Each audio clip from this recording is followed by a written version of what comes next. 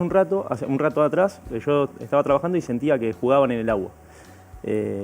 Justo ese día en mi barrio, a 2 cuadras de casa, nos enteramos temprano que había aparecido una persona fallecida flotando en la inundación. Fue a 3 cuadras de mi casa, o sea que ya estábamos con el tema en la cabeza. Lo último que pensé era que iban a ver chicos jugando en el agua. Pero escuché el ruido y digo, no puede ser que estén jugando en el agua, después de lo que pasó hoy. Y parece que sí. A veces las tragedias, ¿no? ¿Viste? Nos pasan cuando menos nosotros nos esperamos, ¿viste? Yo solo tenía la pelota en la mano, me fui al agua. Después quise salir, toqué este fierro pensando que era un palo.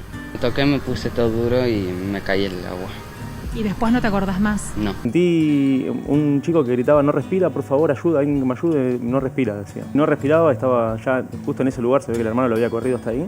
Y también, ni bien cuando no respiraba, chequeé que no respire y empecé con las compresiones. Compresiones y bueno, 2 insuflaciones. Yo de hecho pensé que había sido como media hora, mirando los WhatsApp y las llamadas a la ambulancia, y la hora que llegaron fueron 15 minutos. La ambulancia se sube, viene con velocidad y hizo una ola de agua que nos tapó.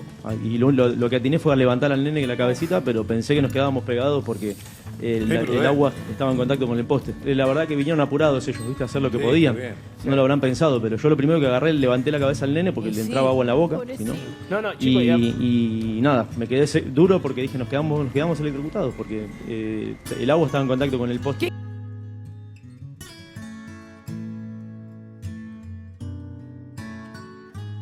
Tuvo 2 paros cardíacos y coma. Y al otro día despertó así como si nada. Estuvo 2 veces muerto. El alta también lo fuimos a ver a la casa. Cuando fuimos no estaba en una cancha de fútbol, ya estaba jugando a la pelota. El mismo día que... Agradezco a Rodrigo que le haya dado el RCP. Agradezco muchísimo a Rodrigo que le dio la vida.